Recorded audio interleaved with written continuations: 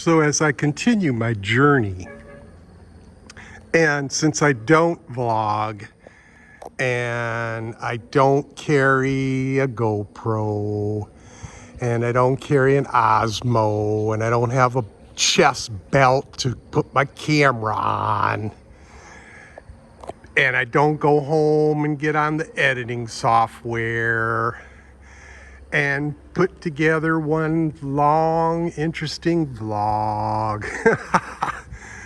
I do pieces, so I'll put up parts. So there's going to be like 5 parts to this thing. And that's okay, because fuck trying to start a YouTube channel and all that editing bullshit, which I imagine if I set my mind to it, I could probably invest in that kind of equipment and actually begin a YouTube channel. But no thank you. This is for posterity's sake. This is for historical sake. This is for those of you that do subscribe or watch me. Thank you very much. I love you all. But this is how it's done in old man expat world. Not that I'm technologically deficient. It's just that I just don't want to go through the trouble of all that. A portion of Vietnam I'd like to keep to myself. So that being said, I'm under the freeway continuing about my business, and I will tell you this journey has been fascinating. This journey has been unique. This journey has been interesting. The roads are, I don't even know if you want to call them roads. To have taken my regular manual bike out here, which is like half the distance, not even, of my previous week's awesome but taxing manual bike ride, there's no way I could have got the manual bike down some of these choppy, busted up, rocky, rocks everywhere roads. I would have gotten a flat tire so easily. So, blah, blah, blah, blah. So I came down here. Why? Because I thought, fishing spot. If you were in Hanoi, Ho Chi Minh City, Da Nang, Vung Tau, Dalat, I could name 50 different cities of varying sizes. If you came to an area like this, it would be littered with garbage everywhere. Ew.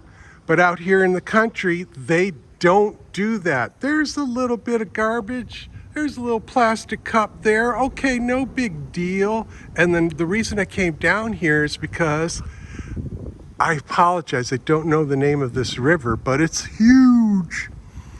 And I came down here because I was like, hey man, you know, I know from experience, I came over that little bridge right there. I know from experience, man, that fishing underneath freeway overpasses and bridges is cool, man, and usually it's worth it.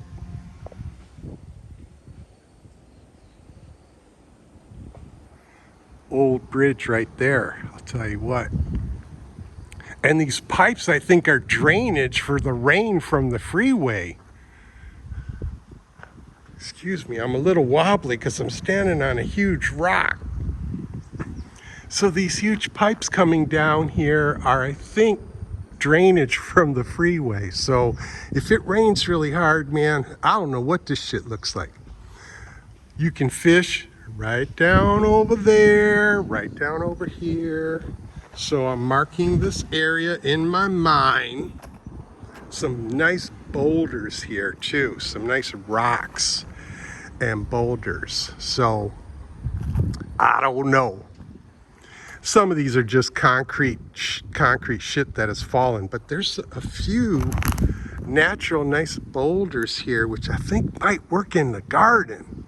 But the thing is, you know, I'm not hauling that shit back on a bicycle, but on my wife's motorbike, nothing large like that one.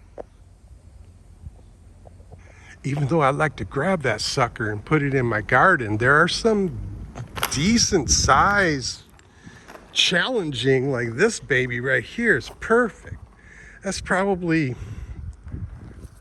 oh yeah, that's 7,500 pounds easy. But I could pick it up and put it on the pad of my wife's motorbike, her front pad, and we could haul that shit home, or even some smaller ones. Whoa, it's a little sandy, a little muddy bank right here. How do I know this is a good fishing spot? Well, I'll show you why I came down here and was like, bingo! You see these sticks? These are all Vietnamese natural rod holders. So they will come back here in the shade and cast out and let it drift, and then that's where you set your rods down, the tips of your rods down, so you don't have to stand there and hold it. So I know they might be throwing it in that little corner there as well. So I know big river means big fish, so I got to have a completely different setup, which I have. I'm not going to step over here to get any closer to that because I don't have my boots. But it's cool, you're out of the sun. Hell, even if it were raining and you had to take shelter, you're good right under here. So yeah, that right there is like evidence of fishing. So I will be back here, mark this area in my head, and come back here one day and spend the day out here with my casting rods and see what we can do. Oh, there's a little fishing bird. I don't know. I don't know if I can catch him for you. So yeah, man, this is really, really, really cool. I'm just totally jacked about this trip. Whoa. Yeah, there's a little ductwork, canal ductwork up there that I had to carefully step over to get down back here.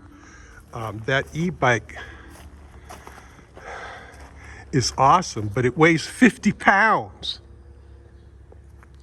So yeah, right in here, you could do a little bit of fishing. This is totally cool.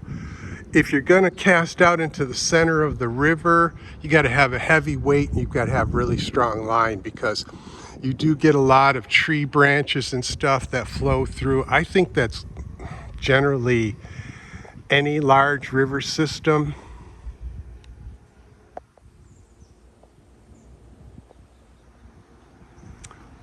And I don't know what's under here, quite frankly. This is kind of really weird to me because there's a platform on the other side here.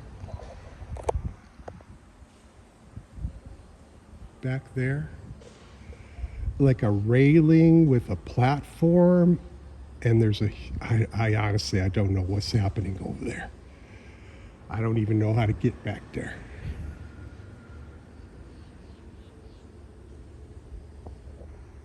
Weird. Okay, so you see underneath the bridge there's a lot of debris, bamboo, a lot of bamboo and stuff that has accumulated from the river flow hitting the stanchions of the bridge there and collecting. So you get a lot of that flows on top of or underneath, so you can get your lines and shit jammed up a lot. But throwing it over here on the side portions of the river could work. That's why those sticks are set up there. I believe they're fishing right up in this slower area here. And okay, so cool, man. New fishing spot. Oh, so many. And like I was saying a few months back, it was like, yeah, I got to get out and I've got to start doing some exploring, on the bicycle. And I've now started to do that, and woo, it's so awesome. I'm loving it. That baby right there, man. It's got the little fatter tires so I can go over bumps and rocks and shit, and I don't have to worry about getting a flat or anything breaking. Then it's power assist pedaling. So, man, I'm digging it today. The manual bike, I'm still gonna rock that thing out for fitness. the e-bike, I mean, I am pedaling it. It just makes everything easier. Oh, there's some cool stones back here too. Okay, moving along. I'm so close, but it's just been dodgy. I've had to check my Google Maps like every 50 meters to make sure, like across the bridge, then it twisted down, then it came down here and it twisted again, and then it twisted back, and then it came down here. So I've been checking Google Maps crazy, but you can see the trees.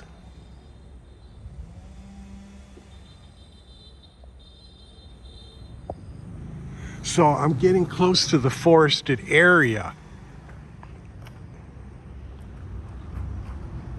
This is a cool spot. Okay, let's move on. One last thing I will tell you. This is scouting. I'm scouting. I have not gone on any exploratory journeys with the wife yet on the motorbike. We could do it, sure. It would be probably easier with one person running the Google Maps, you know, while the other one drives. And turn here and then go here. And well, the wife and I have had some adventures on that too, in terms of navigation. We've had some interesting times with that. But this is scouting, and I will come back with the wife. I want her to see all this and experience it herself, because she digs this kind of thing too. But it's so much easier to navigate, and almost like boots on the ground, you know, intimate on the bicycle at slower speeds, so that you can memorize the route, so that you don't have to use Google Maps in the future, of course. And then when I come out here to these spots that I'm discovering with her, it's going to be a cinch. So yeah, we'll rock it out together and enjoy this stuff together. But a man's got to do his solo thing. You know what I'm saying? A man's got to do his own little adventure.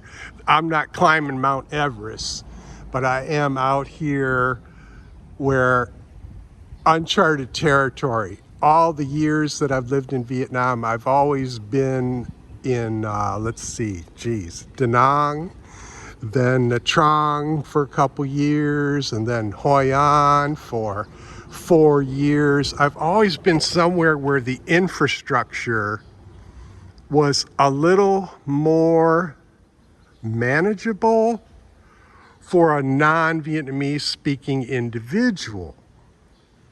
And as I got more immersed in the culture and entrenched myself here, particularly permanently via marriage to a local Vietnamese, thereby receiving a residence card and, you know, a forever stay. That's when and then I saw the tourism explosion in Hoi An after COVID, which like ruined it for me and for the wife. And it was like, no. You know my story, my friends. Let's get out to the country and get the hell away from all this bullshit. So that's what we did. And now I'm beginning, as I stated earlier, a new journey, a new fun exploration kind of living, and a new lifestyle. So I'm enjoying the hell out of finally getting off my ass and starting to explore the area and finding these great places, these cool places that you can come to and just visually appreciate. The ride here has been really fascinating and really interesting. I wish I could vlog it for you, but I'll show you what I can. So yeah, almost there. Just a few more zips and zags, and I think we will be at this final destination that I'm attempting to get to today. So thank you for coming along on the journey. I hope you're enjoying it. Another part coming up.